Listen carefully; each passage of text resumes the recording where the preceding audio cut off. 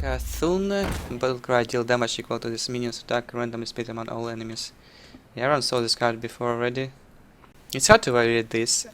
I probably just prefer not to talk about all these questionable gods and all minions like buffing minions for them, like other buffing guys for Cthulhu like this Amber Weaver and Twilight Elder and Beckoner of Evil.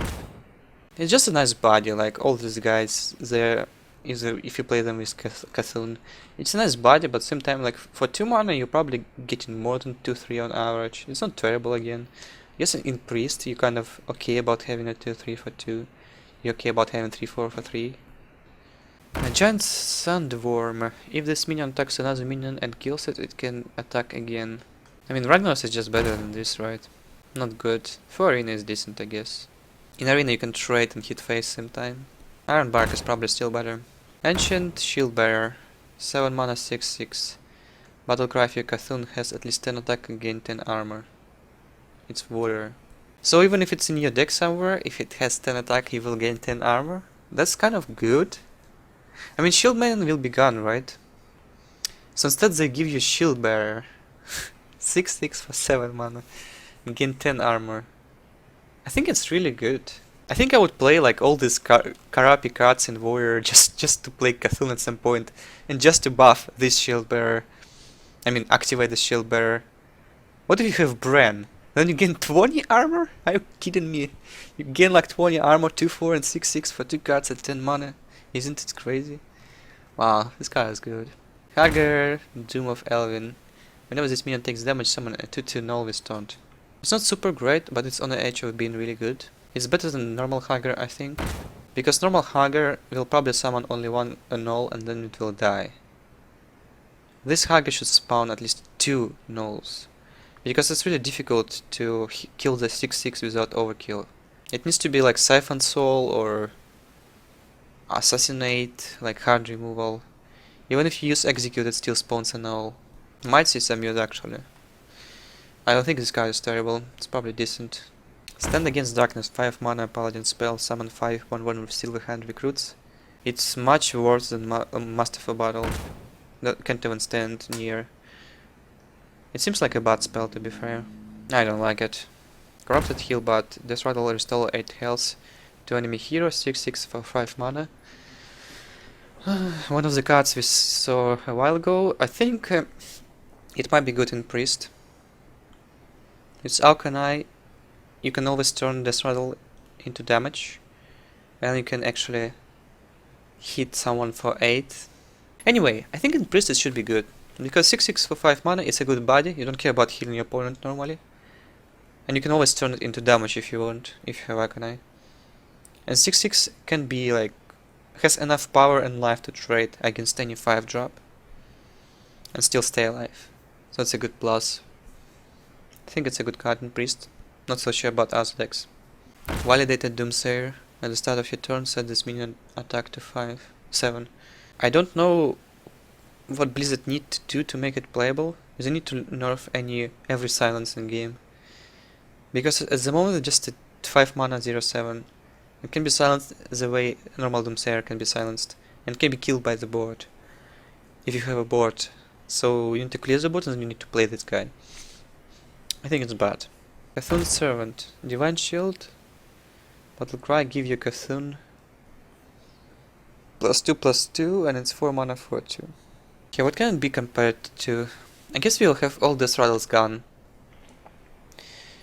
After Standard will be on. It must be difficult to deal with Divine Shield. No more Hunted Creepers. No more Implosion. No more Master for Battle. No more Shielded Minibot. It should be really difficult to deal 1 damage after new expansion will be released. It might be actually playable. Yeah, I think this can be playable. It can be easily compared to Shredder. It's slightly, I mean, it has 2 life, not 3. But after taking first hit, if you trade, you have a 4/2, which is better than average 2-drop. It's really similar to a Shredder, but no RNG involved.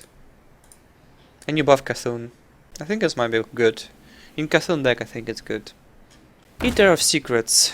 4 mana 2/4, Battlecry, destroy all enemy secrets, gain +1/+1 for each.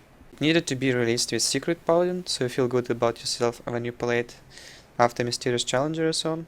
But even like against Mysterious Challenger, if it pulls off 5 secrets, if you destroy them all, you'll only get like 7-9 for 4 mana. You might still lose the game after that. I think this card is not good. Just a replacement for Kizan, but Kizan is much stronger than this guy. Against Freeze Mage, for example, you would much rather play a 4/3 and take a secret than just destroy it. Polluted Hoarder, destroy, draw a card for mana for 2. It's better than Gnomish Inventor, but I think it's not a good card still. In some combo decks it's probably better than Gnomish Inventor, but I wouldn't play it like in any other decks, I don't think. In cycle decks it can be decent. Twilight Elder, 3 mana 3/4, at the end of your turn give you Cthulhu +1/+1, wherever it is. So only for Cthulhu deck you can play it. 3 mana 3/4, it's a good stats minion. That's what you normally get. Spider Tank will be gone. So it's like a cheaper Spider Tank if you don't want to craft Aegis Darkbane or Lightbane, because it has same stats. Beckoner of Evil, Battlecry give you Cthulhu +2/+2 wherever it is. It's okay for Cthulhu decks. Battlecry is strong, but vanilla stats like you probably get more than 2/3 normally for 2 mana. Like Flame Juggler. It's already 2/3 and it does something too. I mean, it buffs Cthulhu a lot, so probably good for Cthulhu decks. And then 2 spells we're excited about. Forbidden Flame, a mage spell. Spend all your mana, deal that much damage to a minion. It's really flexible spell. At some time, I don't know if it will be good. You can still trigger Flamewaker with it. For 4 mana you can deal 4 damage, 5 mana 5 damage, 6 mana 6 damage and so on. So it's kind of flexible, but at the same time Fireball is only 4 mana and it does 6 damage. Like 2 mana cheaper. I don't think it's too great, but it's a cool spell to see anyway. Forbidden Shaping. Spend all your mana, summon a random minion that costs that much. Random minion on average will be shitty. It's not an East Portal, but it's like, what if you play it on 10? Then you get a Giant or a Deathwing. It's kind of nice, right? If you top deck a 0 mana spell, what do you expect to have? Not a Giant, not a Deathwing, you expect to have nothing in most cases.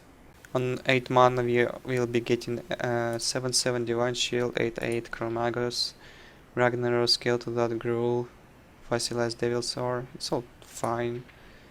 On 9 mana you can get Major Domo Kappa. You can get Nosdormo if you play against Life Coach, so that's kind of cool. On 9 mana, so you will get Onyxia as well and Maligas. And on 10 mana it's mostly Giants and Deathwing.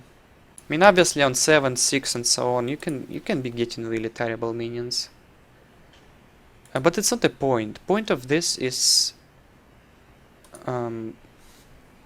it's flexible, right? You can play it with Pyromancy, as I said. It's probably bad still. It's so random too. You might get Doomsayer, you might get some trash. Like, what do we get from a Shredder? It's not a 2/3 on average, right? It's just smaller, it's a 2/2, so it will be like that for all other minions too. On 3 mana you can get like a 2/2 or like Ironforged Rifleman, you can get Cold Light Oracle. What's even the point? It's flexible, yeah, but this is a bad flexibility, a bad way to spend your card. You will probably play like Holy Nova instead. I don't think it's good. But like, nah, it's cool. It just doesn't seem good still.